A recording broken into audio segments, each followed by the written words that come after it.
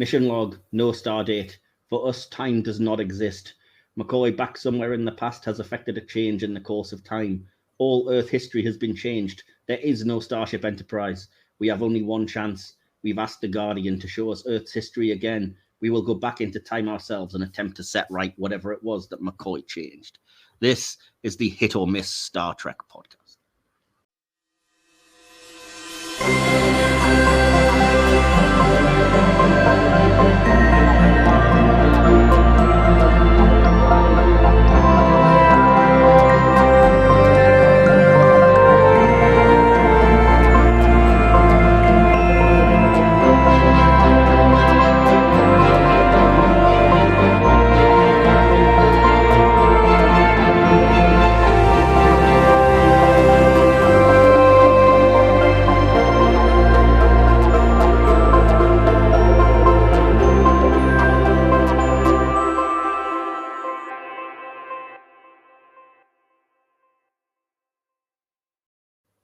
Hello, cadets, and welcome back to the Hit or Miss Star Trek podcast. For this, another episode in our third ongoing series. Like the second series, it is, of course, themed, as you'll know if you've been following us by now.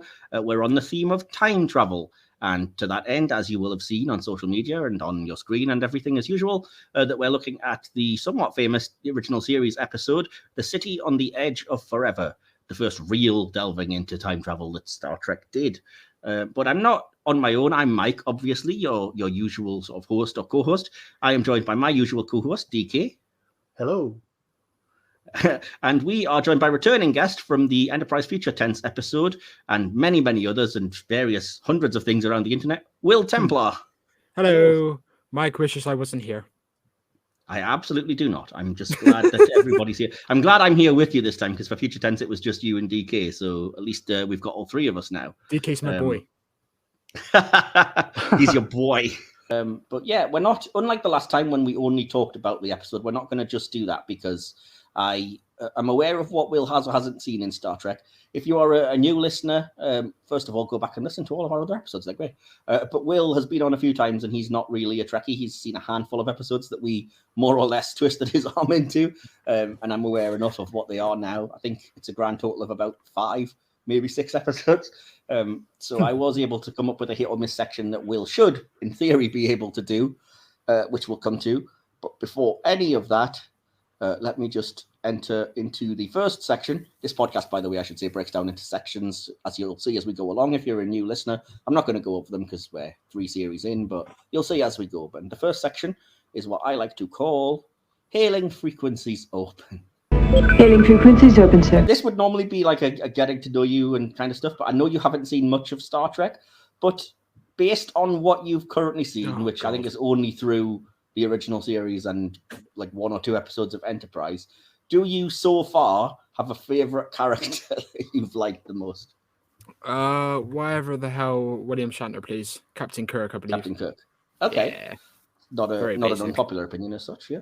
That's fair enough. And yeah, so based on the episodes you've seen, are you interested in carrying on into more of the franchise, or not a priority for you? Yes, I just know you're going to be on my leg and you're going to invite me onto this podcast until I actually get into it full time. So, I'm going to be peer pressured one way or another into it.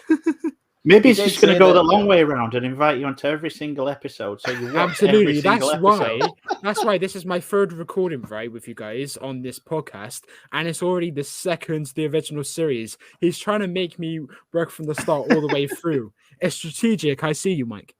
Yeah, I mean, there's not really a lot I can get into with you, Will, because I know you've only seen The Cage, The City on the Edge of Forever from the original. I want to change my favorite character, by the way. Okay, 2. I can't pronounce the name, but whoever Nicole's play. I really hope I didn't butcher that. But yeah, she's my favorite character, even though her role in this episode is limited to 1 line, and that line is "I'm frightened." But she has a second line. She does a lot with a little in this episode, but we'll get to it. I'm developing a bit of a crush. That's why. She's great, to be fair. Nobody would blame you. Yeah, nobody would blame you. She's great. It's a shame she doesn't get as much to do in the original series, but she gets quite a bit in the movies. And Nice. Meaning Nichelle Nichols. Obviously, Zoe Saldana gets quite a bit to do because it's bloody Zoe Saldana when they do the reboot movies. Anyway, that was the next question that I was going to ask you was just, are you interested as a movie fan in seeing the Trek movies, or are you not expecting anything great from them? I know you did a review of the Wrath of Khan, and that was very positive. So I think I'm just gonna have to jump into that, even though I don't think you considered me a viewer that would enjoy it because it's not really accessible. But I'll definitely. I disagree. I think it's very accessible. I would say pretty much everybody that's not a sort of dyed in the wool Trekkie would say and tends to do it this way, that they skip over the motion picture and go straight to Wrath of Khan, because the motion picture really is, very hardcore fans only kind of thing, Yeah. And I think I saw Wrath of Khan before I actually saw Space Seed. So I think it is still accessible. I was just going to say, I was thinking about that because... I did put on the first film, and then about 20 minutes, and I was like, I'm not enjoying this, and I switched off. So that's how you need to know. That's understandable. That first film is not a good place to start. It is a common viewpoint. Yes, exactly. But I was thinking the same thing, because I don't know if I mentioned to you, Will, that our friend Connor from the Pasty Sheep podcast, or the Nerd Bible podcast, he went to see Wrath of Khan while it was on at the cinema and came out and he was properly enthused and excited. And I saw his Instagram story. Yeah, he was all over it. He was all over it. But I was like, he asked if he could go and see it without anything. And I mentioned that technically it's a sequel to an episode of the original series, Space Seed. But I don't know that you need to know that episode, because everything you need is filled in within the first 10 minutes of Wrath of Khan in enough of a way that you would understand it. So I would rather watch the episode that it kind of goes after. I would say if you have the chance to, definitely watch Space Seed, then jump into Wrath of Khan, because it will probably help. But no, it's okay.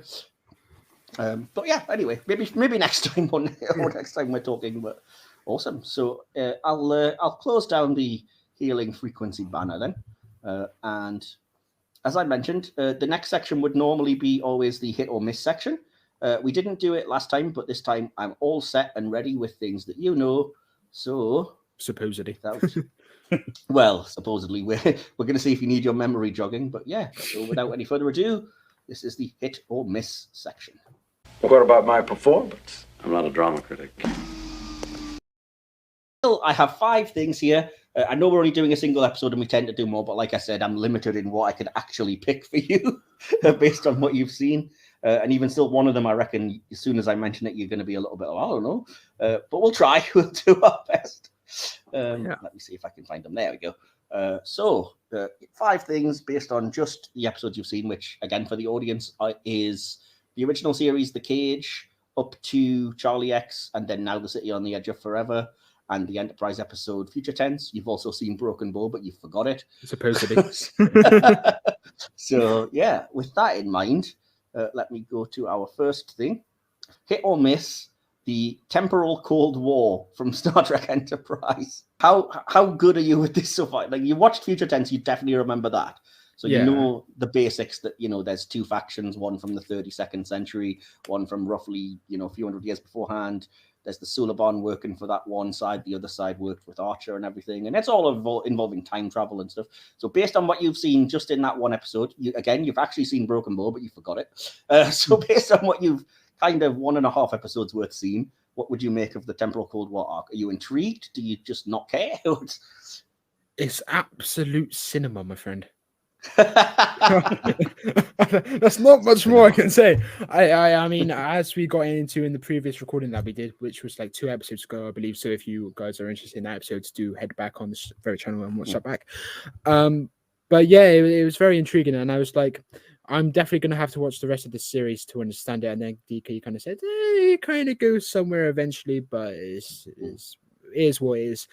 But yeah, in that respect, the way you asked me, you said, did it make you intrigued? And the answer was yes. So I can only say a hit, even though I have very, very limited knowledge, because even though it is mentioned and brought up in future tense, it barely is, and it doesn't really go anything beyond just a name reference, really. So forgive me if it's utter shit across the whole series, Star Trek fans. If it's crap, forgive me for giving it a hit. I don't think it's executed as well as it could have been. I'll say that. I'm not going to spoil anything for you in either direction before or after that one episode. Like I said, you did watch Broken Bow, and if you had been paying attention, you would know that that's kind of centered around the whole temporal Cold War. Is that the episodes that you cast through to me by clicking your webcam? To be fair, it wasn't the best quality, so you can forgive me for forgetting it very quickly. Definitely understand that, but like the plot of that was basically that they were chasing down a Klingon, the Suliban's, to try to destabilize the Klingon Empire or something. I recognize that name. Yeah, well, the Suliban are the green, icky guys. Yeah, the ones that you liked in Future Tense. You liked them in Broken Bow as well, because you did specifically message me and were like, that was actually good and creepy, because there's a scene where they knock all power out on the Enterprise and it's pitch black, and they basically just start crawling on the ceiling and stuff and kidnap the Klingon guy back. I think I remember that, actually, yeah.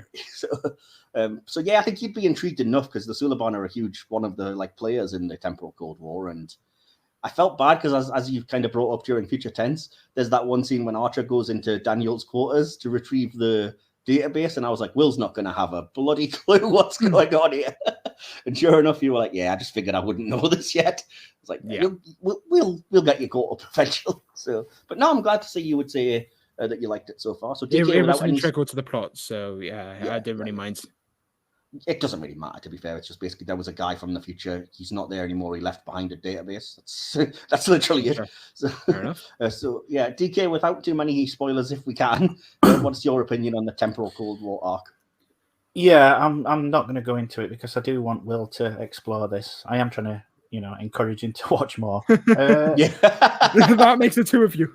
Yeah, I enjoyed it. Certain aspects obviously could have been done better than what they were, and with the way things went with the Enterprise in general, it could have been expanded upon a little more and brought to a more satisfying conclusion for me personally. That's not to say that Will won't find it, entertaining when he watches it. He will watch it, obviously. Right. So in about 17 years. Another 10 episodes of this yet. I enjoyed it. Yeah, I think it's pretty much a hit. I do like what they did with it. I mean, I know it's going into non-canonical stuff, but I also like what they did with it in Star Trek Online as well. There's a nice little campaign. Yeah. I haven't played it, but I do know what the plot basically involves, and I do think Online made better use of it than Enterprise did. I will say that because I don't think that's giving too much away. But I liked the arc in Enterprise. I think. Oh yeah, it's quite don't get me wrong. Yeah, I just think that there could have been aspects of it that could have been polished up a little more. Yeah, I was just going to say I'm watching because I'm sure I've mentioned this before, but recently I've just got my hands on Enterprise Season 1 on Blu-ray, which I hadn't owned before, so I'm working my way through it. And obviously there's special features on there where they talk about a lot of the stuff that started in Season 1. And there's interviews with Brandon Braga where he says, and I think I agree with him, that it's obvious that the temporal Cold War is because the network has cold feet about a prequel. And they were like, well, we need a futuristic element in there somewhere. So they kind of were forced into doing it. But yeah, to be Braga fair, says the studio heads didn't have the best ideas a lot of the time. That's true, but I also think, well, yeah, trying to have a room where there was like a band of the week playing or whatever, so it was like Smallville or Buffy or something. But yeah, anyway, that's neither here nor there. But no, I kind of see where he's coming from. But like Braga says in the interviews, he thinks they did a good job with it, considering it wasn't necessarily their plan. But I think he says at one point it would have been better as its own show, and I kind of agree, because often when it sort of interjects with Enterprise, it gets a bit too intrusive at times. Especially during the Xindi arc in Season 3, when that's its own thing. And then at the end, there's like a temporal Cold War episode or something, and it's like, all right, it's too much now, So I don't understand the hate that some people have for it. I mean, it's one of those things to me that even if you don't like it much, you can either take it or leave it. But to go full hell-bent hater mode on it, I think it's a bit much. I get it. I think I'm less on board with it than you, and I hate the way it ended because it's quite apparent that they just changed executive producers, and the guy who came in, Manny Coto, was like, I don't like this, so we're just going to do one episode that ends it, and that's it. You're not getting it. And it's so much obvious that he's like, oh, right, here's your one episode. We're done. He's like, oh, okay. Guess that's the end of that arc then. But yeah, anyway. I would still personally, though, say that it's a soft hit for me because I just like time travel in general, and the ideas, and a lot of them are really good. And I think, again, not spoiling what happens, but I think the episode Shockwave that basically bookends seasons 1 and 2, is really good and does really good things with it. So yeah, right. Well, that's 3 hits. I think I'm less on board, like I said, than you guys, but I still would definitely call it a hit. And I just wish, like I said, I'm glad that online picked up the baton and did something with it, because I wish they'd had more meat to the story, and it was quite obvious there was more they could do and just didn't. So anyway, Yeah. Right. So moving on to number 2 on our list of 5, then this should be easier to answer one way or the other. So Will DK, hit or miss the Enterprise NX-01?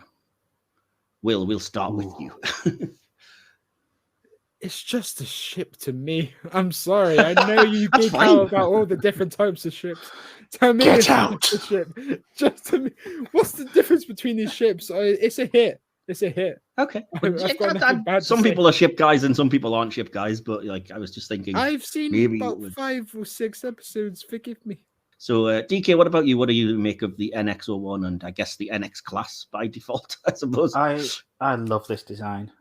It's enough of a change from the 1701, but it still keeps those lines with the nacelles and everything. But bearing in mind that it is a prequel, it still very much harkens back to the NASA days, and I just love it. I love the design. And I know again, it's something that came in from for a lot of hate from some quarters, but I've never faltered on that. I love this ship. Yeah, I think it's my second favorite after the refit, to be honest. Wow. Okay, that's mine too. You've only seen 2, in fairness, Will, but awesome. I was kind of reluctant about it when it first got announced and when the images came out, because again, this is only something for the hardcore Trek fans, but I was one of the people that was unhappy that it's so similar to the Akira class. I was like, okay, I see what you've done there, but it doesn't really make sense. But then when you actually see it sort of in action during the episodes and stuff, you realize that they have primitivized it, if that's a word. So I actually appreciated that it looked, because obviously they don't have shields and stuff, it looked way more metallic and grimy, I guess, and more like, as you said, kind of like it could be a development of space shuttles and stuff from nowadays. So it wasn't all beautiful, clean lines. And yeah, I liked the kind of how rough and rugged it looks. And for whatever reason, during season 3, when it gets beaten to a pulp and it's just, smoking wreck with big holes in it, I think it looks amazing when it's suffered damage. And I don't even know why, but it's like, there's only 2 model kits I've ever bought from the Star Trek universe, the refit and this one. I've not built either of them because I never have the time, but I do have it ready. Yeah, so I think it works. And now, as I said, having watched it in the show, I think it's a massive hit. I think it's one of those that you have to see in action, though. I don't think a picture necessarily gives you that much information about it. But yeah, I say massive hit. And DK, I'm assuming you would agree? Definitely. This is number 3 out of 5, if you're both ready. I'm going to share it now. And it is the M113 creature, otherwise known as the Salt Vampire from the Man Trap. Will, is it a hit or is it a miss? What the hell is that? Do you not recall the episode? It disguised itself as Dr. McCoy's old flame as a woman. Star Trek. You'd have watched it. It was the first official episode after The Cage. So I know you watched it because you mentioned it, that you'd watched and enjoyed, but you didn't love it. I think, as I recall. But like I said, you can see on screen the actual makeup or costume, whatever you want to call it, effect of the thing. That's not digital or anything. It's just a costume. So what are your thoughts? It's reminding me of a Doctor Who villain that I can't quite place, but there's a surprise. It looks weird. It looks weird. I don't really have any strong opinions because I can't actually remember the Man Trap. I don't know if you recall, but it basically it's like a vampire, but it sucks out people's salt. So I don't know if you recall, but it had hands that had basically like octopus type suckers all over, and it would touch both sides of your face and drain all the salt out of you, and then you'd end up with these like red blotches on your face and be dead because you'd have no salt. Does it kind of shake? Not that I recall. Okay, then I'm completely misremembering. On that note, I give it a miss. Okay, fair enough. DK, what do you think Variety. That's fine. DK, what do you think of the creature? I have no strong opinions one way or the other. I don't hate it. I don't love it. I for what it is and what it helps set up, I'm going to consider it a hit, but it's not my favorite creature design. I'll be honest. Okay, Mike, that gives you the cast and vote. I would definitely see. I'm weirdly, I thought my opinion would have been more popular, but maybe I'm an outlier in that I love it. I think it's one of the guy called Hua Chang, who did the monster suits and stuff for the original series. I think it's one of, if not the best one that he made. Like, it looks the most realistic. It's not like the, we're gonna grab a gorilla suit and stick a horn on it that you get with the Mugato. And it's not the, we're just going to make a fake rock of the Hota or whatever. So I think it's one of the most effective, especially, like I said, for 1965, 66 at this point. And yeah, I've just always found it creepy. And like, obviously it's cool that it can do the shape shifting thing or whatever it's doing, the illusion thing, so that it can appear like your perfect woman or whatever to lure you in like a siren. But like I said, when you did finally see what it actually looked like, I thought it was really cool. Even though logically, I guess it doesn't make sense for it to have such an obviously pronounced mouth that it never uses since it sucks things through its hands, but we'll forgive it. So yeah, I'm going to say a massive hit, and that would, I think, just tip it over the edge, because that's a miss, a soft hit, and a large hit. So I'll get rid of that and move us on. So this is number 4 out of 5 coming up then. I don't know quite what response this is going to get now based on what we've already said, but the 4th thing for today is the Constitution class. And Will, that's basically the original Enterprise I'm talking about. God's sake, please. He loves the spaceships, man. What do you want me to say? There's hundreds of them in the blooming show. It's got to be more to Star Trek than ships. Yeah, but it's a cool thing. I mean, the same way that you have, I don't know, I guess Formula One fans could tell you the difference in cars and stuff. This is like designs of Cybermen. Yeah, fair exactly. enough. Doctor Who, the equivalent of this is sonic screwdrivers. Like, yes. No, it's more like DK said. It's like the redesigns of Cybermen or Daleks or whatever. And I mean, you can clearly see this is not the same as the last one I showed you, I mean, I actually prefer this one, to be fair. So, yeah. Right. Okay, that's good. That's a good start. Obviously, this takes place after then, so this should theoretically be bigger and I guess it's smoother and a bit more like a heavy cruiser compared to the almost space shuttle-y nature, I guess, of NX-01. But just in general, looking at the image, Will, do you think good, I've given bad? it a hit. Okay, I'm just going to move swiftly away from you. And DK, what do you make of the... I don't have the patience tonight. DK, what do you think of the Constitution? It's not the refit, but I will always love this. It's a definite hit. Yeah, that's fair enough. I mean, I could have said Constitution class in general, but considering there's like 17 configurations at this point, I was gonna limit it to the original. Mike just whips out his notebook with 20 pages on why the ship is grey, and it's the best thing ever. It's iconic. Well, so I thought anyway. I know, I know people, have a tendency to prefer Voyager or Discovery, but really, this to me is HoM. I love. No, this is iconic. This is the ship. It's in the National Air and Space Museum, for crying out loud. I know, but there's some people out there with not much taste. Let's be honest. Clearly, and I'm saying that as a Buckaroo Banzai fan. Indeed. Well, yeah.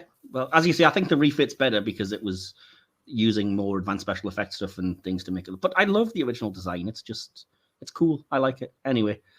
I don't want to get too far into it because I feel like Will's just going to be like, what are you on about, you nerd? But yeah, I love it. I love saucer engineering section, nacelles idea. I think that was genius. I like that it looks just cool and it's a recognizable silhouette and everything. So I'm going to say hit. The 5th and final thing is based on something you must remember because you've just seen it. So it's kind of getting into the review a tad, but I wanted to chuck it in here. And so hit or miss, the Guardian of Forever. Will, should I dare risk going to you first? I mean, you wouldn't believe I gave 3 out of 4 hits so far. Jesus Christ. To be fair, this is probably the most intriguing part of the episode that we are reviewing today. And I thought it was very impressive, especially with the smoke. And you said as well that it was archival footage, which is obviously archival footage, of course, but it's from movies, you said. And I thought that was pretty good. Like, a lot of this thing, and we're going to get into it when we get to the episode, it's a lot more style over substance in terms of the style is very impressive. But aspects of what it was kind of confused me. For example, one main example is all we got really is those archival footage, right? And then they were talking about completely different things. For example, the crew are saying, "Oh, if we step in at the right time, we'll be on the right day." And I was like, not really, because we literally see Nazi Germany, and then we jump to the Cold War, something bollocks like that. Yeah, so that is true. It really confused me in that respect, because they were explaining something different than what we were seeing. But in terms what of you saw actual wasn't practical seen. effects, was good, and I'd give it a hit for that reason. But it's more of a rating and, at the time, technical issue more than actual problems with the thing itself. I genuinely actually understand what you're saying in terms of like, it was really cool that they were showing either mostly Paramount movie stock footage and then a few things I think from newsreels and stuff. But even they point out like, well, the centuries are racing past at such a level, but I can narrow it down to within like a month or a week or something. And I was like, how? It seems to be like, but okay, you have a tricorder. I'm guessing that can pinpoint to within a fraction of a second of the image that's shown or whatever. So I'll hand wave it away. But yeah, they could have perhaps done better. But I was just intrigued what you thought of, because like the actual design of it, I don't know if you know this, but it's basically by accident, because they had the original script had these like massive, like 10 feet tall guardian creatures that guarded a big portal and stuff, and they just simply couldn't afford it. And I think it was one of the set designers just came up with this like donut kite ring idea that lights up and was like, this'll do. and yeah, it for me it works. I wasn't sure if I definitely get that impression, because I thought the planet itself was pretty spectacular, in fact. So okay. The actual spectacle of the planet kind of makes up for it, and makes the thing, whatever the hell it's called, the portal, we'll call it, actually look lesser than that. And the portal didn't look that impressive compared to everything else. It just looked like an oddly shaped rock until it lit up and then started smoking. I was like, oh, okay. And talking. And talking, exactly, yeah. I think credit to Bart LaRue, who does the voice as well, is absolutely fantastic, because you have to have somebody with that kind of like, I am here forever, or whatever and stuff. So he did a good job, I think, as well. I was going to mention the effects, but I may as well get into it now. I'm kind of weird. It's kind of odd that you say you were impressed by the city that they find themselves in, because it's, I think it's really bad in the version. The planet. Sorry, the planet looked good, not the city. What do you mean, from like space? Yes, the one they teleported on and then found the actual object itself. Like, but what I was going to say is that, like, because I made a point this time of watching it with original effects, because you're watching on Netflix, so you can't watch the extended, a new enhanced effects version or whatever. And Kirk has that line about like, these city ruins go on for miles, and no, they don't, mate. They go on like as far as you could afford on a set. It's quite obvious, but I do make note that when I was looking into like the making of this episode, when they came to remaster the original series, that was one of the things they specifically made note of, is like, look, it's part of the dialogue that Kirk says it goes for miles, and clearly it doesn't. So that was like the first thing they changed. And there's a really cool new digitally input scene where there is like miles and miles of ruined city and stuff in the enhanced version. So for me, it's like that improves it a lot. But I just feel like this version does look a lot like, we've got a 60s soundstage. Let's make it look as much like a ruined city as we can. But, it still works. I think it's fine. And for whatever reason, I love the Guardian of Forever design, even though I can't put my finger on it because it's just a ring. Well, TK, what do you make of the Guardian of Forever? I love the concept. Yeah, it's cool, isn't it? I don't know why. I'm really sold on it. Weirdly enough, I prefer it in its... I mean, I'm flashing ahead to a further episode here, but I prefer it in its static form than as much as I squeed in Terra Forever in Discovery. I wasn't keen on the fact that, the Guardian of Forever can, pick up a suitcase now and go traveling. But I love the fact, I love the planet as Will were on about, and I just love the concept of this. I love that they don't try and give it an explanation. They don't try and, tie it up in a bow. They do, I mean, again, going into non-canonical stuff, they do use it again in the books, but unlike, Disco, they still do not go into its origins, or as far as I know, the books I've read. Neither does Discovery, to be fair. No, but, they are extrapolating from it, kind of thing. And I just love the fact that, this civilization died out tens and thousands of years ago, and there's this thing there. And I just love I love the idea. Awesome. So it is kind of well known for something that should really have been a one-off. But I also love the fact, I had it in my notes actually, that I love the fact that it deliberately is kind of ambiguous and doesn't explain much beyond Well, are you a machine or alive? Well, I'm both, and I'm neither. Well, you know, and then as it tries to explain, it's like, look, I've explained it. Why must everything be a riddle? I've explained it as well as your primitive science will allow. I'm like, yep, that'll do. That's all I need to hear. So yeah, I kind of loved all that. And like I said, I love the voice, love the concept of just a random time portal that exists somewhere. So it's a massive hit for me as well. So did I ask you guys? I'm presuming I did, and you both said the same. Yeah. I'm losing track of my mind. So yeah, that's 3 You hits for really that, are. in which case I really am, honestly, today. Welcome to my world. I don't want to be there. Anyway. DK is the final form. He's the final boss. You become him eventually. But you just won't remember fighting me. Exactly. So we're going to move on now to the episode proper. And now we will begin analysis.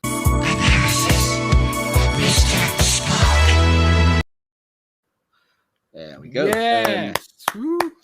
Awesome. So, as we have started to do here now, and as we tend to do more on the Silver Screen podcast, our sister podcast channel, I have basically done a sort of behind the scenes type section for the sake of the audience to make it a little bit more exciting. As we're talking about the behind the scenes thing, you can enjoy a little bit of music in the background.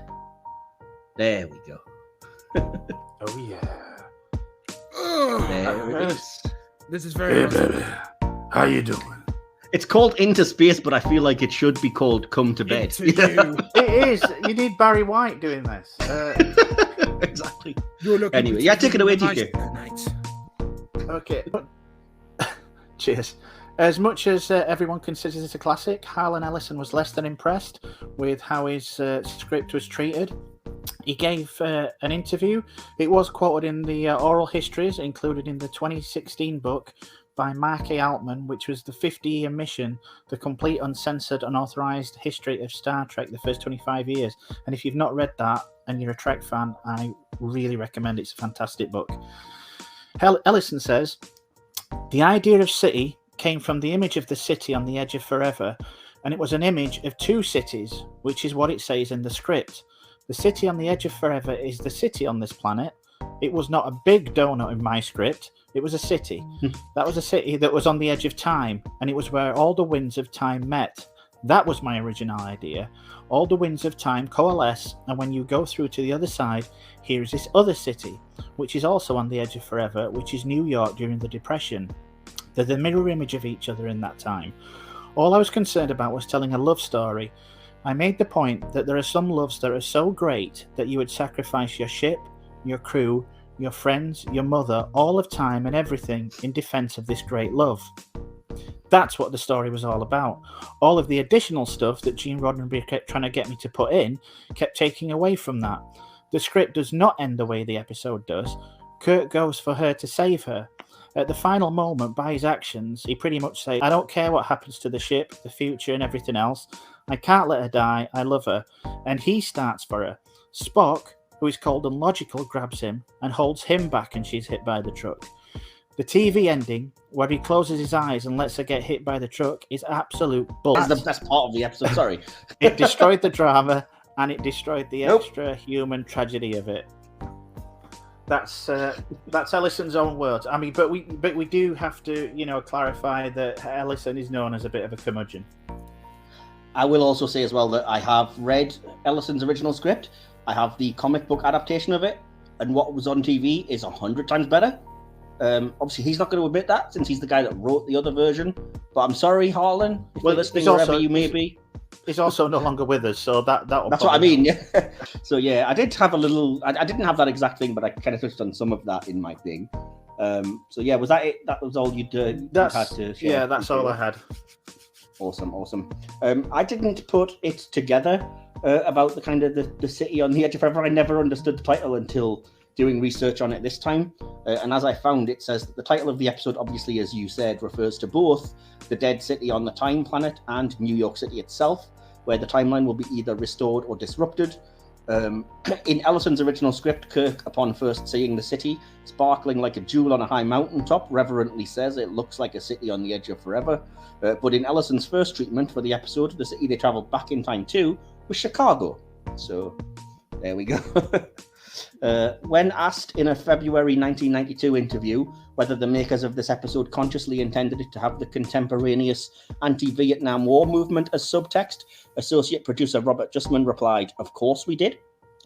Excuse me. Joan Collins credits her then 4-year-old daughter Tara for her decision to appear in Star Trek. Having never heard of the show before, she told her children Tara and Alexander about the offer, and Tara enthusiastically encouraged her to appear. There is a scene in the original 1960s broadcast version that has been partially deleted in some editions. When McCoy meets Rodent holding the milk bottle, the scene ends with McCoy collapsing, then cuts to McCoy meeting Keeler in the mission. As originally filmed, after McCoy collapses, Rodent picks McCoy's pocket and takes his hand phaser, which McCoy took from the transporter chief, accidentally sets it to kill and vaporizes himself. This scene is present in its original form. I've got, yeah. Yeah, it says it's present in its original form in DVD and Blu-ray versions. Will, was that present on Netflix? Which show? There's a scene, we're not sure if it's included or not, where basically when McCoy first arrives in the past, he encounters like a bum, basically like a homeless guy or whatever. And the guy basically, he always meets him and he drops the milk bottle. But in most versions, apart from the DVD and Blu-ray, it cuts away straight after that. Whereas in the extended-ish version, he steals McCoy's phaser and accidentally vaporizes himself. And I wasn't sure if you'd seen that scene or if it was. I don't believe so. No. Right. Okay. It's on the Blu-ray version that I watched, and I'm assuming DK it's on your version too, even though it's very weird. Anyway, as I was saying to Will earlier, the footage seen through the time portal is for the most part lifted from old Paramount Pictures and RKO Pictures films. It should be noted that Desilu had not yet been acquired by Paramount's holding company Gulf and Western at this time, and that the use of these clips in the episode essentially constituted a copyright infringement in current understanding. All right. Again, sorry if I repeat anything that you've gone over, but yeah, I did touch on the whole sort of being rewritten and stuff, and I just have the information that this episode is credited to famous sci-fi writer Harlan Ellison. However, his drafts were heavily rewritten by members of the Star Trek writing staff, primarily DC Fontana. The original script didn't feature McCoy at all, but had an Enterprise crewman named Beckwith who was dealing drugs among the crew. Beckwith murdered a fellow crewman named Lebec, who was on the verge of turning him in, escaped to the planet the ship was orbiting. There he went through the time vortex operated by a mysterious ancient race called the Guardians and changed history. As a result, the Enterprise was gone and a savage pirate ship called the Condor was in its place, full of renegade humans. Kirk and Spock follow Beckwith through the time portal to 1930 Chicago, where Kirk falls in love with young social worker Edith Keeler. Ellison's script was deemed unusable for the series for many different reasons. Gene Roddenberry objected to the idea that drug usage would still be a problem in the 23rd century, and even present among Starship crews. Also, the production staff was heavily against Kirk's final inactivity, claiming that if Kirk was unable to decide and act, viewers would never be able to accept him as a strong leader in later episodes. Certain elements of the script, such as the Guardians and the Condor and its crew, were simply impossible to create on the series budget. Gene Kuhn is mainly responsible for the small comical elements of the story, including the infamous rice picker scene, which Ellison reportedly hated. Hey, look, we're in agreement on something. Ellison was so dismayed with the changes Roddenberry and Fontana made that he wished his credit to read written by Cordwainer Bird, a request that Roddenberry denied. Though Ellison did have the final right to have his pseudonym attached. He claims that Roddenberry made veiled threats that if he did so, he'd be blackballed in the TV and motion picture industry. Despite this feud, Roddenberry listed this as one of his top 10 favourite episodes in an issue of TV Guide celebrating the 25th anniversary of Star Trek. In his own defence, Ellison stated he had no real problem with DC Fontana rewriting him, but rather with the extent and number of unpaid rewrites the studio and network got out of him, to say nothing of the exaggeration-prone Gene Roddenberry telling fans that Ellison's script showed Scotty selling drugs. The script actually didn't feature Scotty at all either. Roddenberry apparently denied Ellison's pseudonym request because he knew that everyone in the sci-fi community was aware that Cordwainer Bird, as a credit, was Ellison's way of signalling his dissatisfaction with the way production people treated what he wrote. It would have meant that Star Trek was no different than all the other science fiction shows in mistreating quality writers, and could have resulted in prose science fiction writers avoiding contributing to the program. And as I said, Ellison's original teleplay was adapted by IDW Publishing for a 5-issue comic book series titled Harlan Ellison's The City on the Edge of Forever. So there we go. After that huge info dump, any thoughts, chaps? Is anything intriguing to you there? Jesus Christ. Yeah, it's a lot of information to take in. As I said, you will note from between what me and DK said that Ellison himself is very unsure about whether he dislikes the changes, what he did or didn't write. Frankly, I think he's just prone to talking a little bit of crap. but yeah, for whatever reason, he's still credited on the episode, and it's often given to him. So there we go. So, Will, any thoughts based on that random info? I am very excited to get into the episode review. That's me. Fair enough. I can't wait to see if you agree or disagree with to be fair, there were a couple of points where I was like, oh, okay, that's interesting, but I didn't really have any elaboration on. So, yeah, that's fair enough. To be fair, I did learn a bit from that, so I appreciate that. I didn't want to mention it earlier, but that was kind of because one of the things you mentioned was it's not entirely clear when McCoy changes history, like how they know everything's totally different and the Enterprise is gone and stuff. And I was trying to point out to them without getting too far into it that like an idea had been scripted to show a different version of the Enterprise with a different name, and they were all like dark renegade humans and stuff, but they just couldn't afford to do it. So in the end, you just get the Guardian saying, "Oh, it's all changed. Your past and your beginning and end is all not there anymore." Yes, because they didn't show it or didn't do anything to actually earn it. It was just so dramatic for no reason. They're like, "We must go through this portal. We have no other choice." I was like, "Well, establish these things before me." We're all alone. There's nothing else here. Yeah, no. I mean, they did go back and touch upon the alternative ship, didn't they, really, in season 2 with Mirror Mirror? So I'm wondering if that was extrapolated from this original script. Yeah, it does make you think. I mean, they've done that a lot because even technically, like Picard season 2 is basically that concept. I have one big criticism, which I may as well bring up now that I've already hinted at, which is, could they not think of a better line? I know they give the comedy music and it's supposed to be hilarious, but the whole, my friend is Chinese, he had an unfortunate accident with a mechanical rice picker. I was like, oh, when that was said, I was like, oh, they're going down the racist route. Yeah. I was like, I hate that so much. Like, that got to have been something better you when could they do said than Chinese, that. I was just like, that piqued my interest, like, what are you doing here? Yeah. Like, yeah. Anyway, so yeah, I don't love that's a line that I would happily cut from any future airings of the episode. DK, what about you? Did you have an issue with anything in the script in particular? That's pretty much it. I wasn't a big fan of that, and it's really not aged well. Yeah, it hasn't. It's aged like milk. To be fair. Okay, so the next section then, because I should say for, again, new listeners, we break it down into sections. It's not going to be chronological. We just get talking about things, and if the conversation leads us, like you just saw, to discussing things within the episode, then we'll talk about that. But I have my notes broken down into sections because it's just easier. And the first section is the writing or the plot. So first of all, I kind of made notes about, like, I'm intrigued what both of you guys think about the fact that it starts, first of all, it's straight into the action. And it mentions that the Enterprise has been tracking, ripples in time or waves of time energy or something that have led them to this planet. But we don't see them discovering this or anything. We just see them in the midst of getting attacked by these energy waves. And then, as I said, if you were listening to the original script idea, obviously the Enterprise crewman dealing drugs thing has been changed to McCoy accidentally injects himself with a drug that makes him, I guess, high or something, or certainly insane, let's say, and then beams himself down to the planet and jumps through the time portal. So just generally, what are your overall thoughts on that kind of as a starting point for the story? I mean, when he injected himself, I was like, what the hell's going on here? Because he like spins with it, a little pivot stance with it, and then he falls on to it, and I think, onto the Yeah. Did you hear the captain's log when Kirk just over dramatically goes, "Captain's log, a few drops of cordrazine is enough to save a man's life. Almost 10 times that has been injected into Dr. McCoy.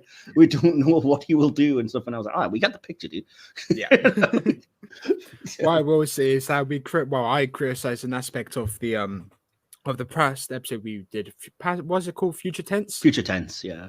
And I said all the scenes on the kind of bridge were so over dramatic. And even though you said, that bit was a bit dramatic, I was like, generally, they were really well stitched together scenes. And I loved the practical effects of, the sparks and, the shakes. And you really got into, you said they didn't really show them being affected by all the waves. And I thought No, Oh, they no, definitely were, because they were all over the place. I think it showed them being affected, but I was just kind of, not that it's a bad thing, because I'm very much like, if you're going to get into the action, get into it. Don't waste time, as you well know from some of your criticisms of other shows. Don't waste time on needless exposition. So I was just thinking, like, a worse written episode would have been like, we're just floating through space. Oh, now we've picked up, energy distortions. Where are they coming from? Let's go to them. But instead, it picks up with just they're getting rocked by these waves, and you just get a quick log explaining we detected some energy waves through time. We came to examine them, and we've ended up at the focal point, which is this planet. And I was like, right, I'm good. And when I messaged you, I because we were doing it at the same time, and I messaged you, this is good for the 60s. And that was the scene, and that was the sequence that kind of made me say that, because I was like, you would never see this in Doctor Who at the time. Yeah, well, it's famous in Star Trek circles, the actors who star in Star Trek, because that basically all they do is they tell the actors to act like the ship is shaking, and tell them exactly the intensity of it. So the next gen actors in particular have made a meal in conventions and stuff about saying that they'd just be on the bridge of the Enterprise, and then like somebody off screen, the director or whatever, would go, okay, something's coming up to you, it's going to hit you at force level 7, and then they would all just have to like, oh, just on the spot. There's not actually anything moving, and it's just like, so you had to base it on like, okay, if it's a 10, then we should be thrown across the bridge, and if it's a 1, we should just be like, oh, that was a bit much. So I was like, wow, it's great to know that's how technically it's done. But it works, it worked for me too. Yeah, good. But yeah, DK. Are you still with us, DK? I am. Yeah, I'm just listening.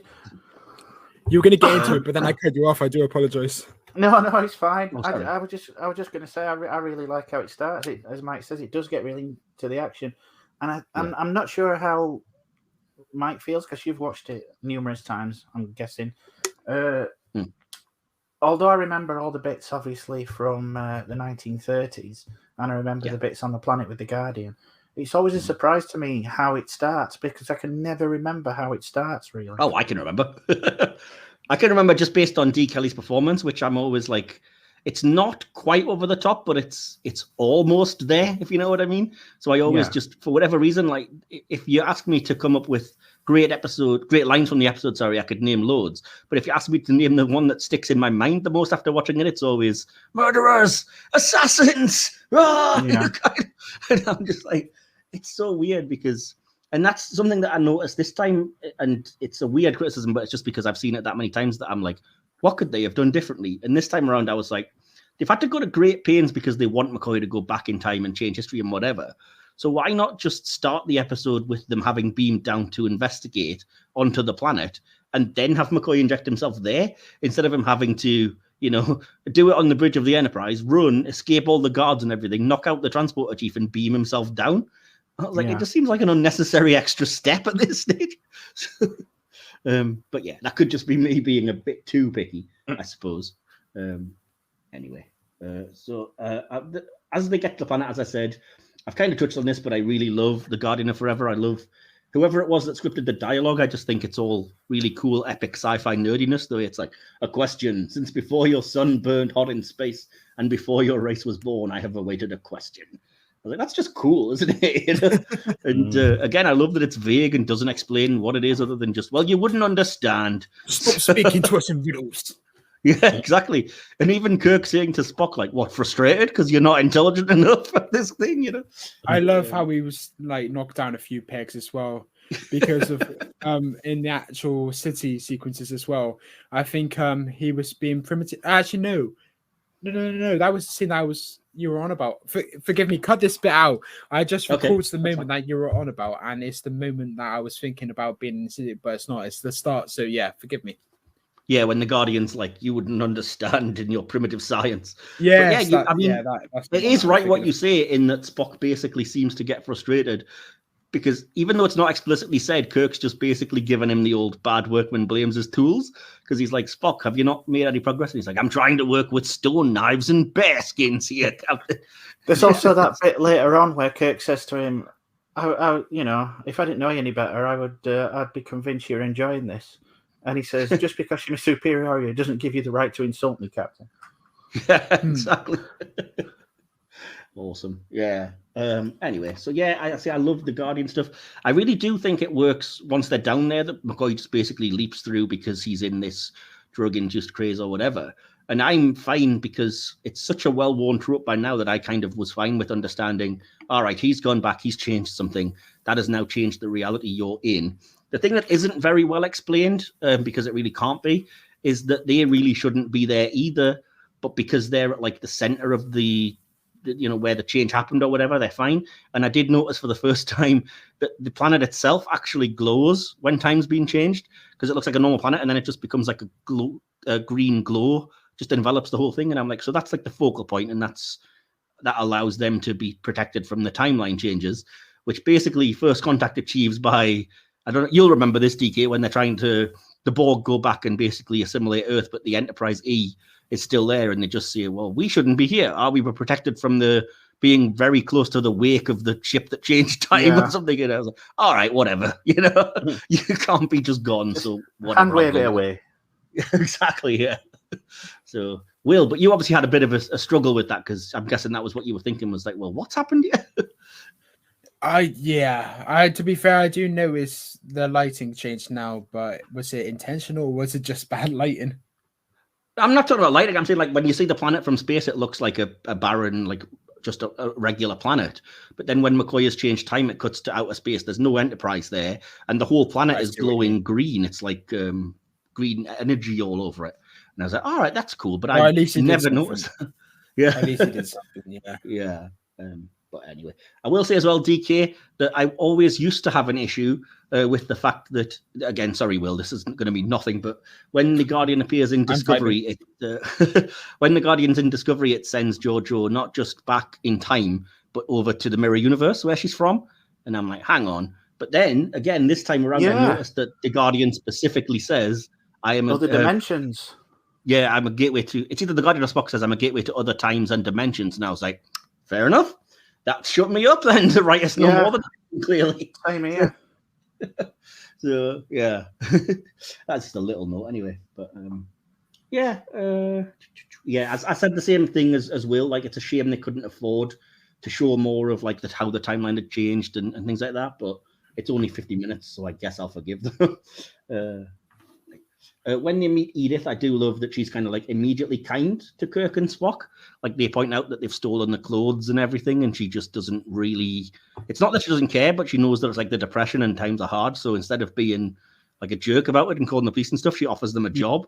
I mean, contextually, it makes sense, especially with her being a do-gooder. Well, I know she didn't want to be called a do-gooder, but then, like, she goes into the basement. You have two people that she assumes and like sees have broken into her basement, and then she's just like, do you guys want a job? And I think, what is going on? If I saw two people in my basement, I wouldn't say, do you want to stick around? Do you want to clean all my bits? It's like, no, get out of my house, you robbing gits. But then it makes sense that she's a nice person and whatever, and she wants to do good for the disadvantaged. I was just going to say, I love that there's a dialogue that even explains that, though, because like you could think this woman's either dumb or a doormat, but then when she gets to the speech, she's like, look, I'm not a do-gooder. If you can't, shake the booze or the drugs or whatever it is that's got you, then tough crap. You're here to work, and if you can work for me, I can offer you an honest living, but you've got to be willing to help yourself as well, kind of thing. And I was like, all right, okay. There's several aspects here where you kind of have to indulge with what's going with. You see it, and then you think, okay, stick with it, and then eventually there will be payoff maybe about 20 minutes into the future. For example, I was like, okay, so effectively we're having two different stories there. We've got the Doctor and we've also got Spock and Kirk.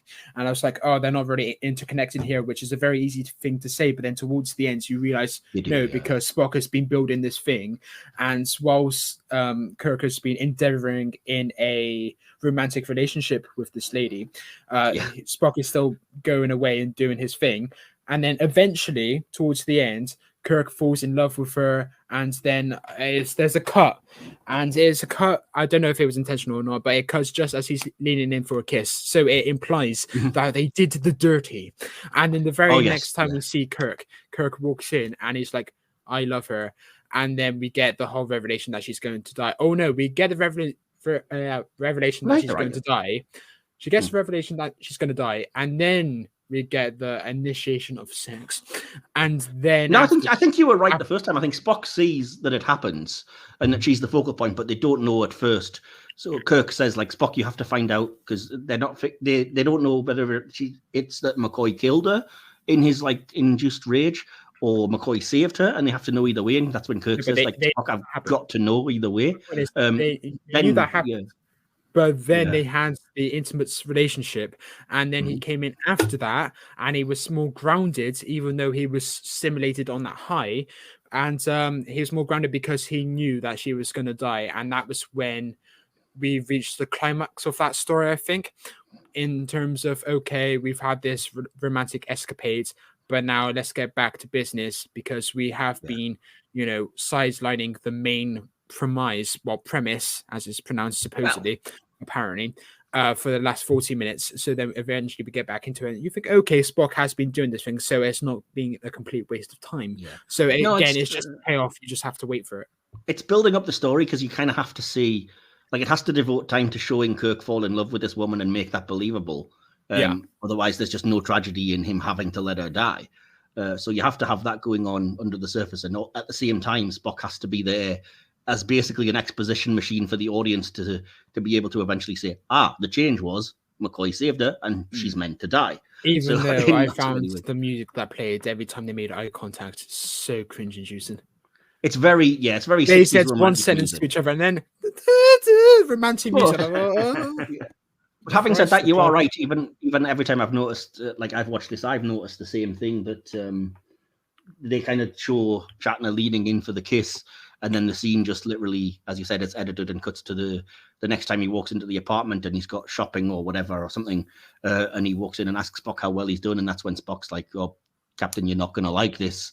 Turns out she has to die," and that's when the captain's like, "Wow, but I'm in love with her." "Oh, well, tough. She must die." But having said that, I do think, again, if you want a perfect summation of the original series right there, it is basically Spock does all the work and provides the exposition. Kirk just wants to get laid. So, am I wrong, DK? Not in the least.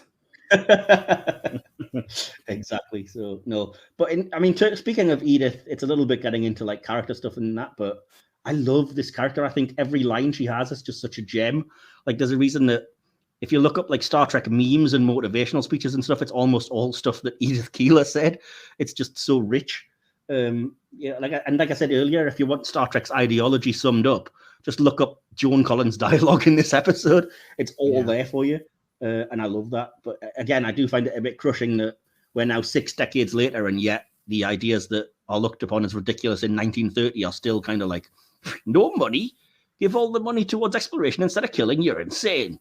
It's like, man, we really haven't developed any further, have we? Yeah. Sad times, I guess. Wow, that's a depressing thought. Why did I write that down? Yeesh. So yeah, I'm guessing, like I said, you didn't necessarily pick up on the whole point of her ideology at first, Will. Like that's why she's preaching about effectively wanting to do the Star Trek future. And there's even that line about Spock, I think, says she had the right ideas, but it was at the wrong time. Because she'd have fit in perfectly in like Starfleet or whatever, but in 1930, there's just no room for that. So, yeah, it's a shame. But what do you think about the character of Edith? Will, we'll ask you first. I thought she was a pretty strong female character for the time, especially. Definitely, yeah. Because she has like a focus point and she gets all the agency. And like I said, even everything she does is to help people. Like she helps Kirk and Spock, even though they've been nicking stuff. She basically immediately, she's not stupid because she immediately clocks that Spock has nicked them little tools. He just says, well, I would need them for my work, but I promised they were going to be given back in the morning. And she's going to have one more question. Yeah. I forgot about this whole thing. You know how Spock read that article and then she died in a road accident? Yeah. So how was I supposed to buy into her falling down the stairs when we knew that she was going to die in a car accident? That Spock says, "Oh, that could have been it just right there and then." But I was like, "No, she dies in a car accident, not down the stairs." So what's going on? Yeah, I mean, Kirk more or less says that because he says, well, it wouldn't have happened now because McCoy isn't here and he would have had to be here to do the preventing or whatever. And then Spock just gives some kind of hand-wavy line like, well, we don't know exactly how it'll happen. It could be in flux or whatever. But yeah, you're right. It is kind of a continuity That's error why that he. it's influenced, right, yeah. Yeah. But yeah, I think it's just there basically to show you, on a scripting level, it's to show you that Kirk's natural instinct would always be to save her life. Yeah. And so it's even more poignant that, like, at the very end, he has to do the opposite and stop McCoy from saving her. Even though it wouldn't be, It's his also the instinct to do question that. of, is there a whole paradox? Is what a paradox? Well, think about it. The Doctor goes into the portal, and then the Enterprise goes skew with and whatever. So what got them to that planet in the first place if the starship never existed? Well, that's How the thing. come- Yeah, how that's come the They Yeah. disappeared, but not the landing crew. yeah, that's the nature of time travel. Basically, he went back and changed something which changed their reality. But if their reality was changed, then how did he go back? It's bootstrap Just an paradox. aspect of it's just an aspect of sci-fi that would be touched Yeah. upon nowadays, but it just wasn't then. Yeah, So I just thought I'd mention it. No, Trek does it a lot, like I said, and it's one of those things that you kind of have to just roll with. Yeah. But like I said, nowadays they would just say, well, it was a bootstrap paradox, and most people, because we've watched that much sort of time travel stuff, would be like, all right, fair enough. Yeah. Oh, yeah, DK, I was going to ask you, what do you think of Edith Keeler, or is that a silly question? It is a silly question. I think she's obviously, there were so many love interests over the series for Kirk. Yeah. But she's a class above because she's an actual, developed character. I mean, I'm going back to our first episode with Terry Garr. I don't, get me wrong, Terry Garr's a fantastic actress, but she wasn't afforded much to work with. And for the majority of the episodes with a female guest star, that's what, they had to put up with. She's by far above and beyond most of the characters that were actually written for the show, especially as a Kirk love interest. She's a character in her own right. And I mean, I'll be honest, I'm not a big fan of Joan Collins, but I think she shines in there. Heathen. I was forced to watch Dynasty with my parents. I have a story that will touch upon all of this, and so before you go any further, let me say, I don't know if you guys, I've mentioned this before probably, but I don't know if you ever saw DK when Star Trek was 30 years old in 1996. They did a big special event, at like a theater in America, and it was like recorded. It was on TV, and the only reason I've seen so much of it is that it was an extra videotape when you bought the first. At that point, I think 7 or 8 Star Trek movies of Star Trek 30 years and beyond. And it was just, they had skits like the cast of Frasier were originally the cast of Voyager. How would that have looked? Haha. But then they had a bunch of people like who starred in Star Trek talking about it. And I'm hoping you can find it on YouTube because it's fascinating. One of the people on stage that gives a talk is Joan Collins. And she talks about like how she was offered the job in Star Trek and she thought, oh, it's amazing, I'm going to be playing the Queen of the Universe and get skimpy outfits and whatever else. And then she arrived on set and was told, no, you're playing a dowdy social worker in 1930. There you go. But she says during that special that even though it's a one-off guest role, it's the thing that she's most proud of in her career. And in her own words, nowadays, if somebody recognizes her on the street and says, aren't you Alexis Carrington, that bitch from Dynasty? She always turns around with a sweet smile and says, no, I'm Edith Keeler, Depression-era social worker from Star Trek. Which I think is just beautiful. She's kind of gone up in my estimation with that. Yeah, exactly.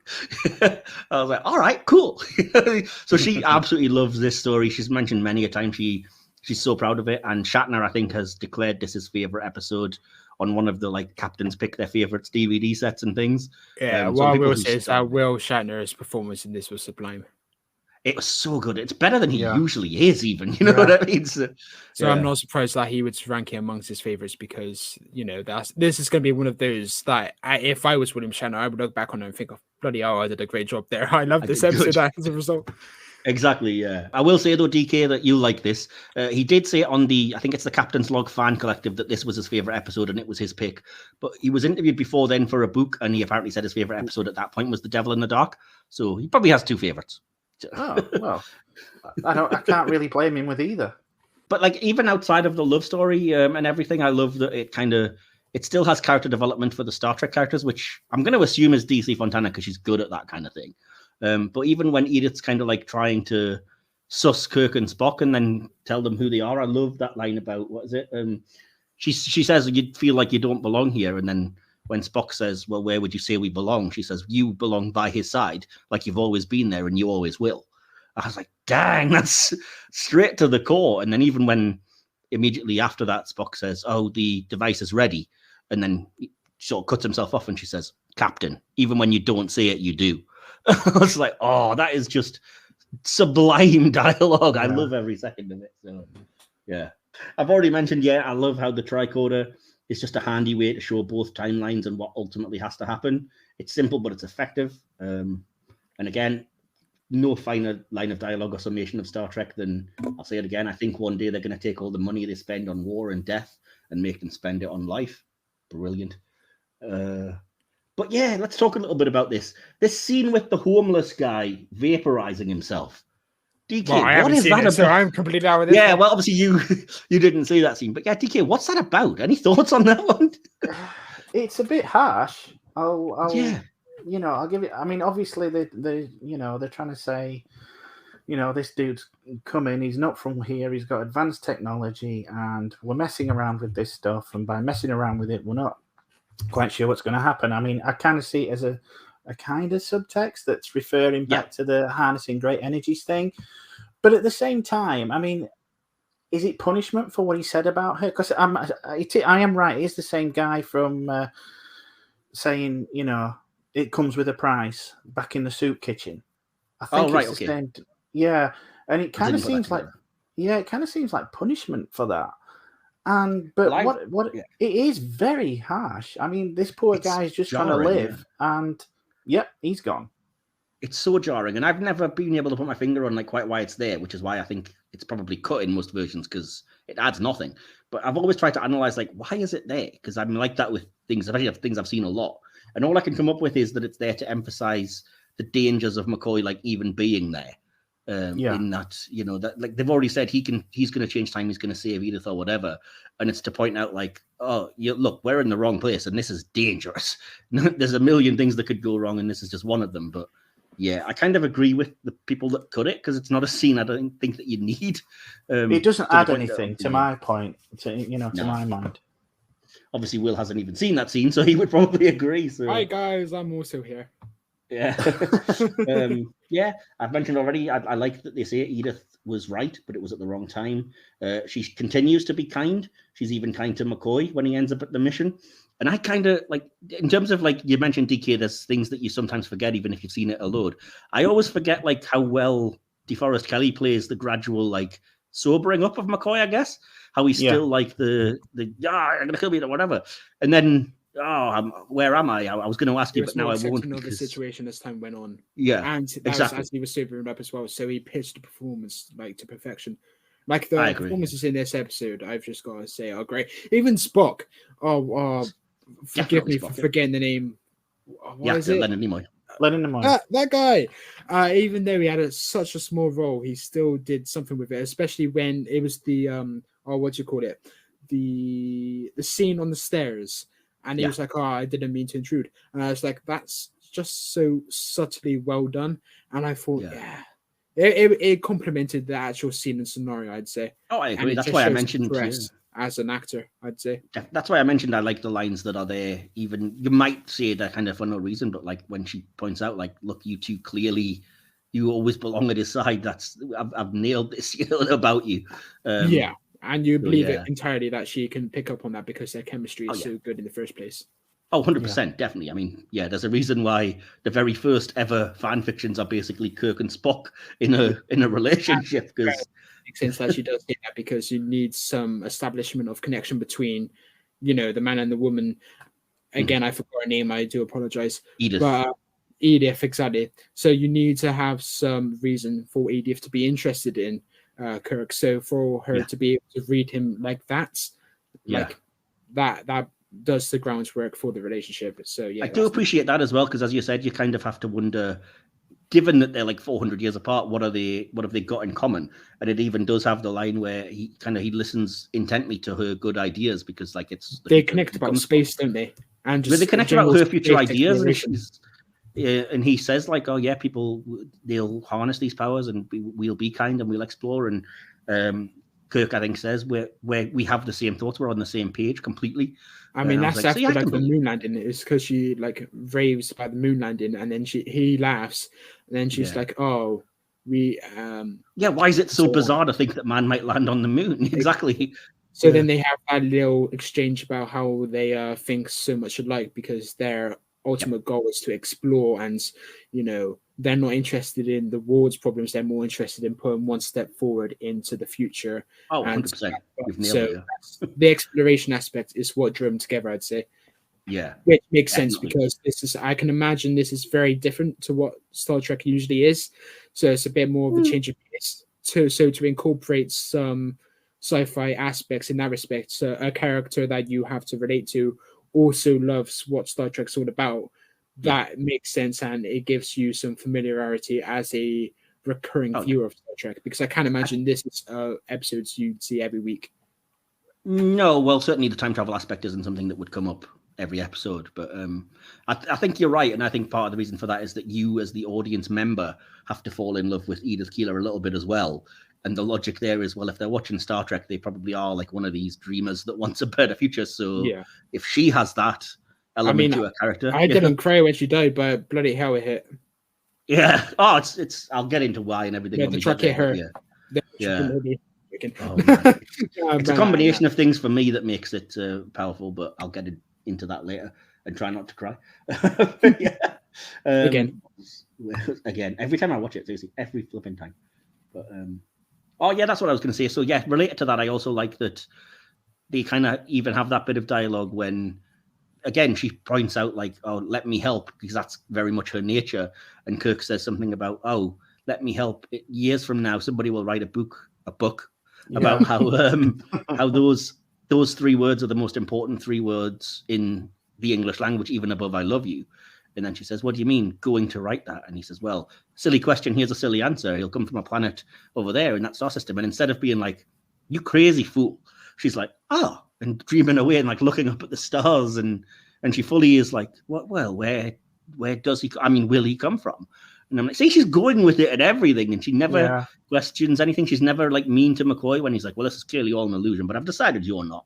But I just love her. I think she's great. What was it? Oh, this is a random note, but not that you'll know this, Will, but I love that one of the ongoing things throughout the original series is McCoy's "I'm a doctor, not a ... So it appears multiple times. It's become, again, a running joke. And I appreciate in this one when she's talking about, "I have a friend that thinks like you, maybe you should talk to them." And McCoy just says, "I'm a doctor, not a psychiatrist." Yep. And then, but he phrases it slightly different, doesn't he? He says, I think he says, "I'm a surgeon, not a psychiatrist." Yes, of course, yeah. But that's just for the pedants in the audience. Of course.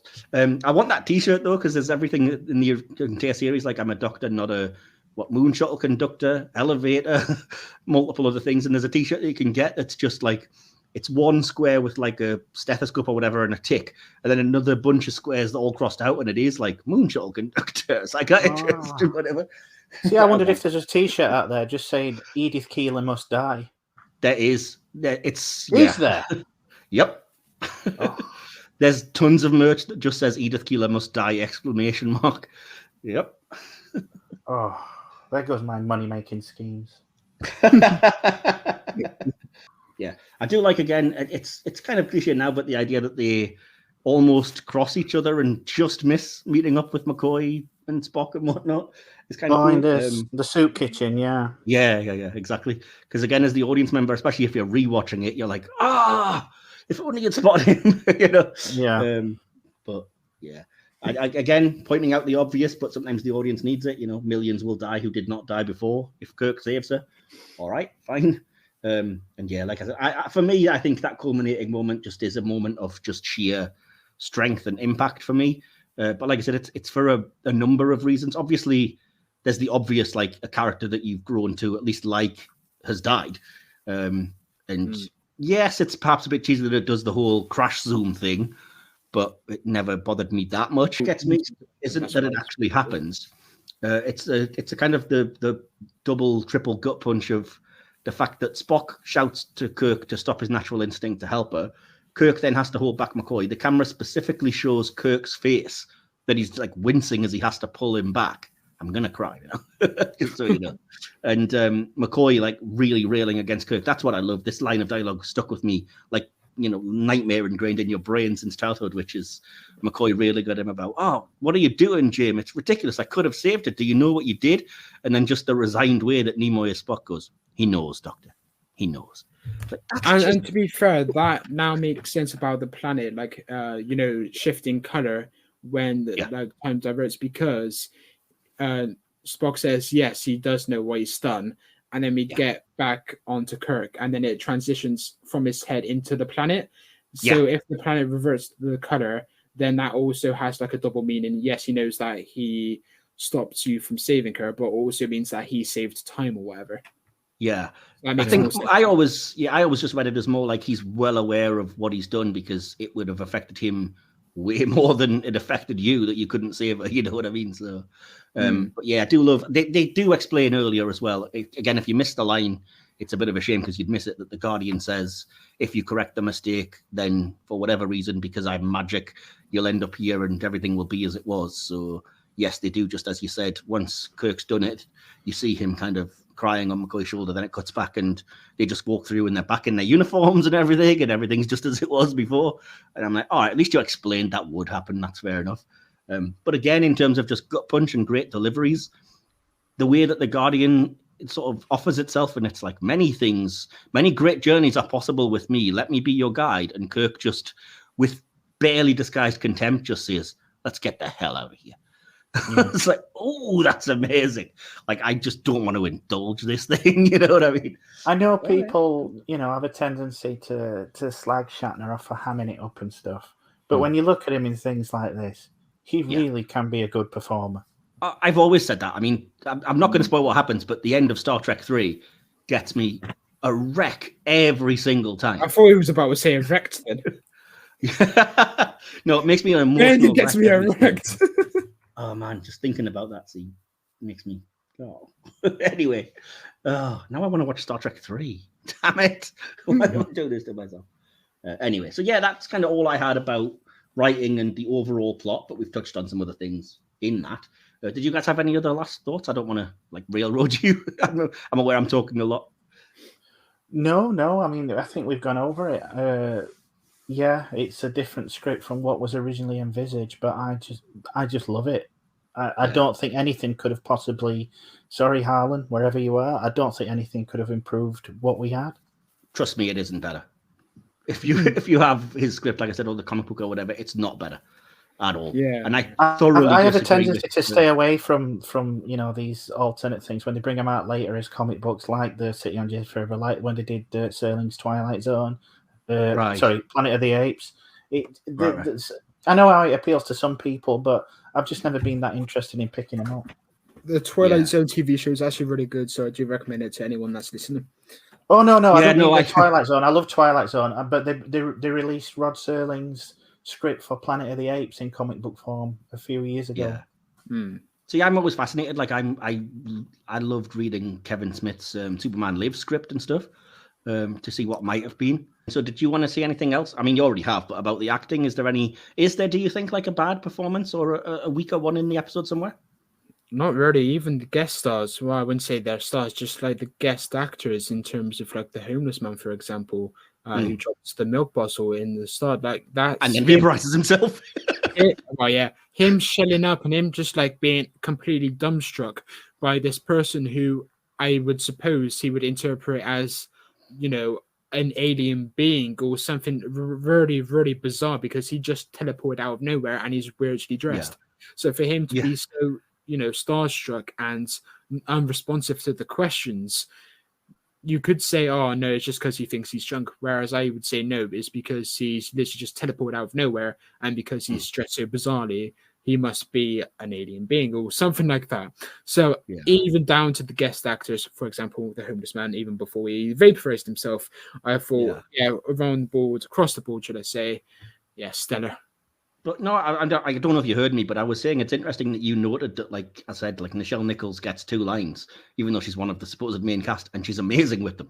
Do you know what I mean? So, I'm scared, Captain, and Captain, we can't reach the Enterprise or whatever it is she says, and I'm like, yeah, she's great with barely anything. So, again, I can't fault any of the performances, but I'm not going to repeat myself, except to say that, yeah, I agree with you. I think it's Shatner's absolute, probably his best performance for me.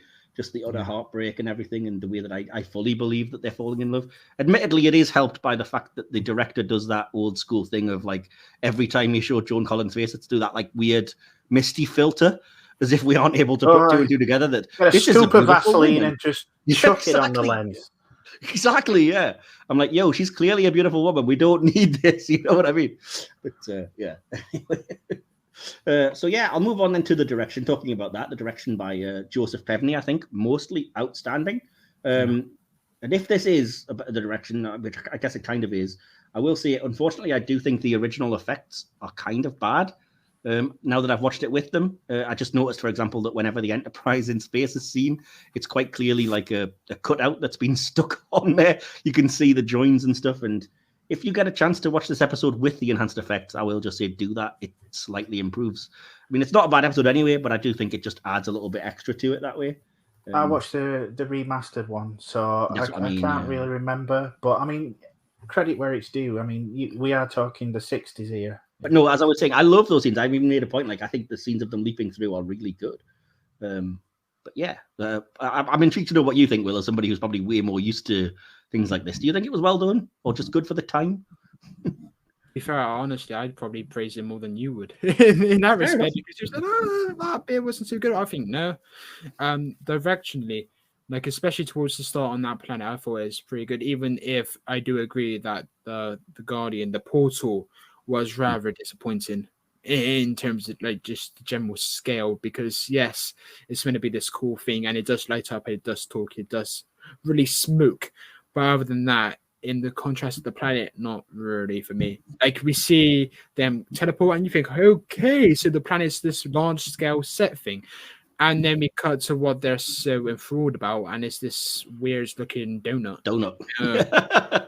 I didn't think that would translate. That's one of the things. To be honest, I get enthralled whenever I see a donut. So I'm sure we all do, yeah. Yeah, but no, I thought that was one of the things that wouldn't necessarily translate. Like, it means a lot to geeky Trek fans because we know of it, but when you break it down objectively and I look at it, yes, it is kind of, it's just a ring. You know what's exciting, but like I said, I will say, like you said again, I appreciate that they made it like light up, and especially I think they did a great job in casting the dude who does the voice and giving him the like booming mic effect of "I am the Guardian, you are here since before time," and whatever else. It ain't what you've got; it's what you do with it.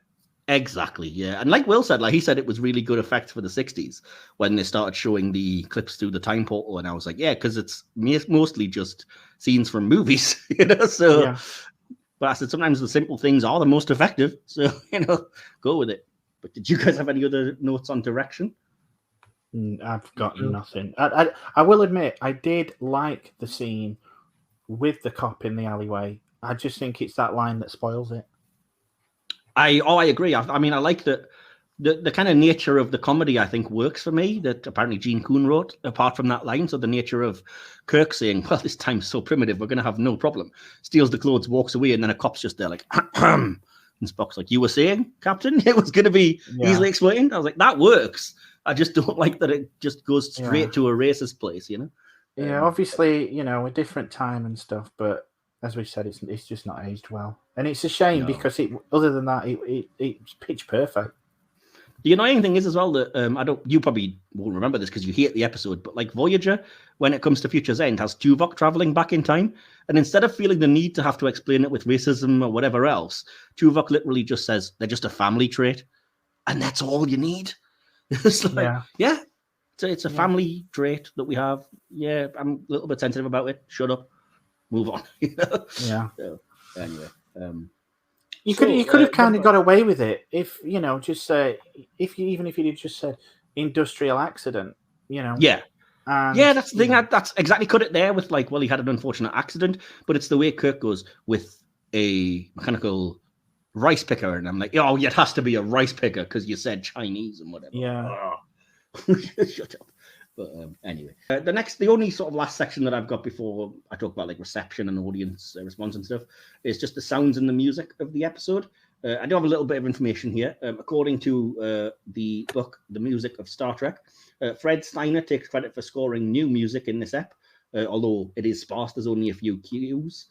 Most of the episode was tracked with prior music, including stuff by Joseph Mullendore, Gerald Freed, and Alexander Courage. There's music used from the episode Shore Leave, or reused, including the score for the police chase and some humorous cues. Most of the music accompanying the romance of Kirk and Edith is actually taken from the episode The Conscience of the King, which I didn't know, and I was going to praise that and think, like, oh, it's really well done. It underscores the romance brilliantly, but yeah. See, I didn't know that. I thought this was a really good soundtrack because they kept going back to, Good Night, Sweetheart, and I like the little whimsical version of the Trek theme where they're trying to steal the clothes, and then later on in the episode where you've got that kind of downbeat version. I think it was just after he stopped falling on the stairs, and I thought this is a really good soundtrack, but I didn't know a lot of it was prior used. Well, I suppose that we can compliment the use of it because it all works really well, but the fact that it's not made for the episode is a bit of a down point, I guess. But yeah, in terms of if there are any pedants in the audience, because you mentioned it, I do have to say, yes, I am aware that Goodnight Sweetheart was actually released in 1931. It is a continuity error. They changed time, all right? Whatever McCoy did, changed time so much that came out a year early. Shush. Right, so yeah, as I said, I have quite a lot about the reception of this episode in terms of how people reacted to it. But before I get to that and then the audience and our stuff, have you guys got any other thoughts about the episode at all? No, just awesome. Right, then, as I was saying, in terms of the reception, with regards to the city on the edge of forever, as I've kind of touched on earlier, Joan Collins has stated, to this day, people still want to talk about that episode. Some remember me more for that than anything else I've done. I'm amazed at the enduring popularity of Star Trek and particularly of that episode. She adds, at the time, none of us would have predicted the longevity of the show. I couldn't be more pleased or more honored to be part of Star Trek history. So there we go. I mentioned Chapman picking it. Cool, Like being a actor in the first series of a massive, massive show that evolves into being so massive. Yeah, for sure. And I mean, like she says, when she took the role, it wasn't like I'm taking a role in this thing that will become huge. It was like, yeah, it's a job. Yeah, that must be so cool. It's just like an actor like to have in your CV, though. Like first appearances on the Star Trek original series. Like, oh, that's so cool. When you think she was in one episode, and yet, like I said, she still seems like, because she could be like iffy about it and not talk about it, or say like, oh, it's a nerd thing or whatever, but she still does conventions and stuff, or at least talks about it and stuff. And she is. I mean, she's considering she's just in one episode. I think a lot of fans consider her kind of pivotal.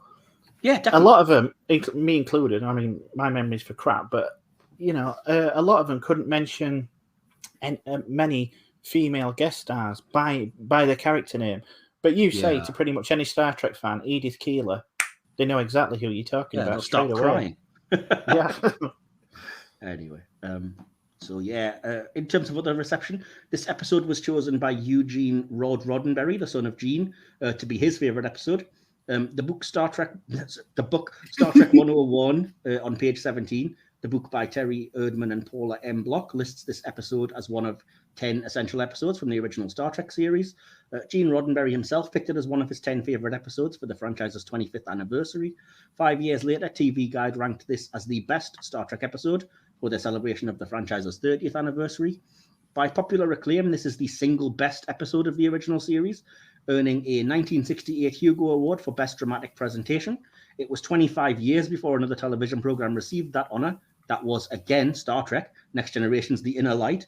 TV Guide also ranked it number 68 in their 100 most memorable moments in TV history in July 1995, and also featured it in another issue on the 100 greatest TV episodes of all time.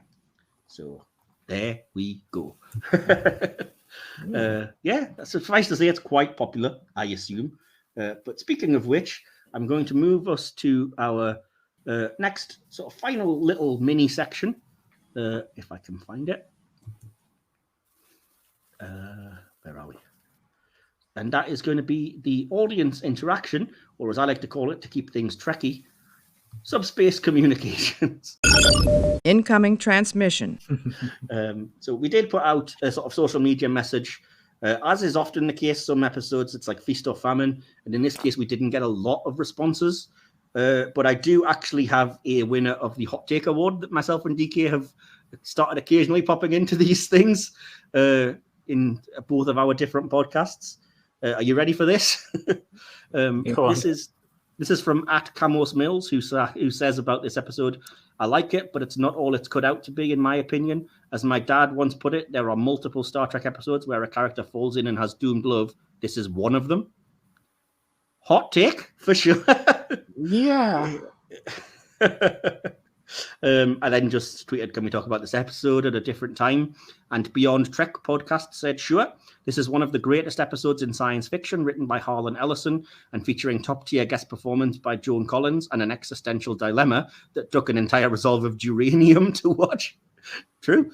He says, I think the most major nitpick I have with it is that its climax is a product of its era. Today, we would call Edith's death fridging, and it happens all too often to women characters in the 60s as a plot point for the male lead to safely express emotion while fulfilling his destiny, which I can't disagree with, I guess. But no. I then commented that, calling it written by Harlan Ellison was questionable, and by Riker's Beard agrees with me and responded, frankly, having read his original script, I think the finished product is better.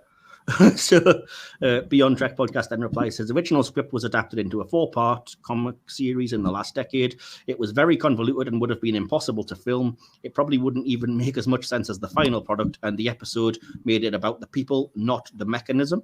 So, again, I think I'm kind of in agreement with almost everything there. So, any thoughts about anything so far from either of you guys before we wrap things up here? I think even those are being critical, they do have good points, especially with the fridging thing. Yeah, but I think it was I've not watched much 60s TV, Bonanza, things like that, but I can't say how much of an original concept it was at that point. Yeah, see, I kind of give it a pass on that because it is literally integral to the plot, and it's more obvious in the, again, I'm kind of glad I didn't go with this in the original script, but Kirk wanting to save her and then Kirk having to be stopped. And then there's a line, I think, in the original where someone says, like, she was so special that no woman was ever offered, like, the entire world or the whole of history for love and stuff. And I'm like, but I do personally think I agree with the logic of it had to be Kirk doing it, didn't it? Or did you guys not agree with that, maybe? No, I do think it was. And with regards to the fridging, I always thought fridging was using the woman's death as a plot point to give the protagonist, a story arc, as in he now wants revenge, not necessarily. It's a pivotal anything point, that propels anything that propels the plot of a male character, I guess is what it would be. But yeah, it's debatable whether that's necessarily what this is, because it's not even like Kirk mentions it ever again, unfortunately. So no, yeah. Anyway, but no, it's a fair point. What about you, Will? Do you think? Well, first of all, do you think you agree with the change that it would have to have been Kirk and it's more powerful that way, or do you kind of agree with Ellison? For sure, yeah. And that was being explained. I was doing some grunts of acknowledgement, and yes, it should absolutely have been Kirk. Awesome. I'll move us on then, because we've been here a while, and I will say the next section would just be our favourite character moment and line in the episode. Spark analysis. So we'll start with favourite character. Will, I'll sandwich you in between, so you're not feeling quite as on the spot, if that's all right with you. Geek sandwich, Will. Ooh, suit you. So yeah, we'll go to you first, DK, and ask who was your favourite character. Probably a dumb question, but yeah. Yeah, I mean, he didn't really take. It's a no-brainer, really. I mean, it is a strong performance from Shatner as Kirk, but it's Edith. It's got to be. She is the literal personification of Gene Roddenberry's vision. Yep. I have to agree. Maybe not for the reasoning, because I don't know the reasoning, but yeah, that's just names to me. But that's probably my favorite character as well, for the exact same reason as the William Shatner. Like, you acknowledge that William Shatner put in a great performance. However, the character, you just get drawn more to Edith and to probably Anne's also very, very sweet personality. Yeah, definitely. I'm going to bore the audience because, again, that's a hat trick. I agree. It was Edith. I just put duh. But yeah, I mean, when you think about it, she is the entire focal point. She's the center of the episode. And if it was a weaker actress or a weaker character, the episode falls apart, basically. So, fair enough. So what is your favorite moment of the episode, DK? It's got to be that final scene. No happy ending with them all sat around on the bridge laughing this time. Just Kirk's disgusted. Let's get the hell out of here. Yeah. He just leaves it on a very sour note, and I credit them for having the balls to do that. Yeah, again, I think it would have been nicer if we'd seen any emotional impact carry on beyond this episode in another week, but that was television. You had to reset at the end, and like you said, it was brave to end instead of like, well, at least everything's back to normal. We've done a good thing with Kirk, just like, I guess I'll go back to the ship or whatever. I'm probably not doing that justice, but yeah, I agree with you. The sheer frustration of, screw it. But what was your favorite moment, Will, anyway? To be fair, it's probably that very moment before the whole hitting incident. It's because they're walking down the path and then they're outside like a theater and the lights are really beautiful. And I think that's such a spectacle to behold. And that's probably my favorite. It's so surreal. And then you get the realization of, oh, that's our doctor. And then you run across the road and then you have the whole shit storm. But just before that was such a poignant moment. And you can definitely tell that you're somebody who has an interest in movie and is doing film production.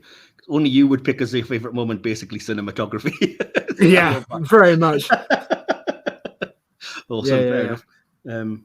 My favorite moment was just literally the entirety of Edith's speech, basically. So she's already found them in the basement and stuff, and then they go up and she's giving her speech, starting with, I don't pretend to tell you how to find happiness and love when every day is a struggle to survive, but I do insist you do survive because the days and the years ahead are worth living for. And then, as I said, everything about, I think one day they're going to take all this power and we'll harness great energy and even the atom and we'll explore space and all the rest of it. So yes, it is just a stealth way of me getting more than one line in, but that's going to be my favorite moment because it can encompass the entire speech. So forgive the cheating. But yeah, DK, what about you? What was your favorite line? Favorite line? Strangely enough, it's the "Those are the days worth living for" speech. Ah, fair enough. Will, what about you? Oh, bloody hell, that's putting me on the spot. I didn't actually think of a favorite line. That's good. Now I have to pass on that one. That's okay. Well, my favorite line is simply, "He knows, Doctor. He knows." Sure. Sure. I'll be born as well and second that. Okay, awesome. Works for me. Makes me look good anyway, doesn't it? Grand. So so that all that's left to do then is to give our conclusions and our score out of 5 stars or 5 Starfleet Deltas. Shall we do it the same way? Shall I just sandwich you in between the two of us, Will? Do you want me to get over and done with? I can imagine UK's got paragraphs like last time. Whereas I kind of do as well, but yeah. We're going to end up. It's going to end up being called Finger Cuffs Templar. I swear, if you just say it decent and a score, I'm going to scream. Nah, to be fair, I hope I come across well in the edit, especially with my thoughts. I know Mike spoke a lot more than me and DK, but I hope I have interested you to a point where you have continued listening to this point. And as for the episodes, as I said to Mike before we began recording, I think this would do very well with a rewatch. I don't think it's good to just review it on one watch. I would definitely like to rewatch, and then with the hindsight of the end, I'd probably be able to appreciate what I was going with towards the start, especially with the explanations that I now know from you. Is it the first episode that you've watched so far that you wanted to rewatch out of curiosity? Yes, I'd say so, because I don't think the Future Tense has the novelty of rewatching it. Yeah, rewatch novelty. I wouldn't sit down and watch that again just because I don't think it needs a rewatch. No, and once you know the mysteries, it's kind of well, that you need to rewatch it to actually appreciate the very clear, excellent story. Like I said to you privately, it excels in some places, but just the premise of it completely shot my confidence that it was going to be good. So I messaged you again, Michael. I was saying, this is one I'm going to have to stick out to the very end to actually pass judgment on, but it's excelling in some areas, and that's how I really conclude. And yeah, I just need to rewatch it so I can appreciate where the aspects that did excel more so now that I know a bit more about the plot. So yeah, Sometimes that happens. That's fair. yeah. So personally, probably a bit low. So I'm sorry for butchering the average score, but I would give it a 3.5 out of 5. A 7 out of 10, which for me is a good score. I think this is a good episode. That is good. To be fair, that is. I mean, by any standard, 7 out of 10 is above average. Let's say at the very least. So, okay, that's fair enough. Wait a minute. DK, do you want to go next? Now? Sorry. Are we doing it out of 10 now? No. I gave it 3.5. He gave it 3.5, but said, and put it in other terms, that's 7 out of 10. So, fair enough. It's not a bad score by any means. 3.5 deltas, by the way. That's me. Yes. DK, did you want to go next for your conclusion and score? Yeah, I'll do it if you've got an essay. I have. I've got arguably the first true classic in Star Trek, and deservedly so. Ellison may not have been entirely happy with the changes made to his script, but the result is not only a great episode of one of the longest running sci-fi shows out there, but a great hour of TV, period. What begins as a run-of-the-mill episode quickly morphs into a sweeping story of love, sacrifice, and predestination. Fantastic concept, iconic imagery, some of which is still used to this day, solid performances from the leads, and an unforgettable ending help make this a must-see. Some decisions may not have aged all that well, but to my mind, this treads the fine line between time travel and its consequences better than most, including many episodes we've looked at this season, and it's just another example of just what Trek can be in the right hands, and it's a 4.5 out of 5 for me. Ooh, why 4.5? it's I don't like that line leaving me feeling uncomfortable. One line though. I know. Yeah. And if I'm being completely honest, as much as I love it, do I want to rank this alongside things such as The Visitor and Paper Moon? And I think it's just as great as iconic as it is. I think it's on my scale anyway. It's kind of just below those. Yeah, what I said was, for me, I think this is just solid gold. I know there have been tragic love stories before, tales of doomed love, and many that have used time travel or time itself as the barrier since. But in my opinion, none of them does it effectively as this. If that was all this episode was, it would be near enough to greatness. But the specific dilemma, the social commentary, every last thing about Edith as a character is just outstanding, and a perfect way of summing up exactly why this franchise continues to appeal to people. We are all Edith Keeler, dreaming of that better world than the crap we live in. Additionally, even the fantastical or sci-fi elements are just cool. I love The Guardian of Forever from concept to execution, and the usage of changing history in this way as a focal plot point, again, has been used multiple times now because it is so effective, in my opinion, but it was virtually revolutionary at the time. Ultimately, though, it's all about the delivery and the impact. I've seen the episode dozens of times, and yet I still cry. A very strong contender for my favorite episode of the entire franchise.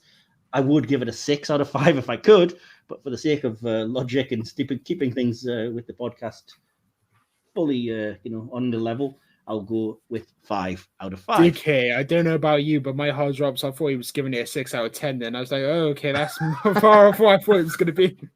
Oh, when he said 6, I was like, what? For that half a second, I was like, ooh.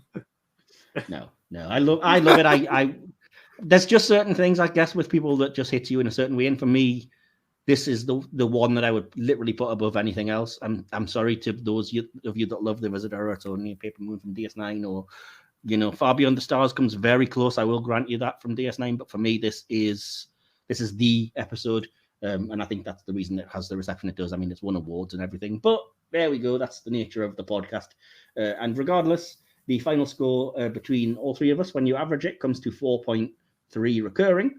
I think none of us are going to strongly disagree with that. No. That's fair enough. Awesome. Well, that concludes everything, basically. Well, that means DK has the right opinion. Again, well done, DK. Closest to the average. In fact, bang on the average, kind of, every round. We'll see how the audience react when the episode goes out. No, but Mike, like I did say, when they're burning my effigy, just remains for me to thank Will for joining us a second time this series, in looking at all things time travel with us. Hopefully we'll have you back on at some point between, you're definitely going to be on the other podcast talking about film, but we'll see if we can win you over with some Star Trek yet, I guess. That was my strong attempt that failed. And DK, thanks for joining us as always. Thank you. Been a pleasure. Any last sign-offs for the audience before we do? Sorry. No, just the usual. Everything's in the description. Awesome. Please like, subscribe, share, tell your friends. Based on a format by Michael Wilson and Will Templar. All that remains is for me to say it again. Thank you so much to everybody for joining us. Thank you to my co-host and guest. And join us again next week. In the meantime, remember, we are Starfleet. Live long and prosper. Live long and prosper. You have been listening to the Hit or Miss Star Trek podcast, hosted by Michael Wilson and D.K. Created, produced, and edited by Michael Wilson. Additional material produced by D.K.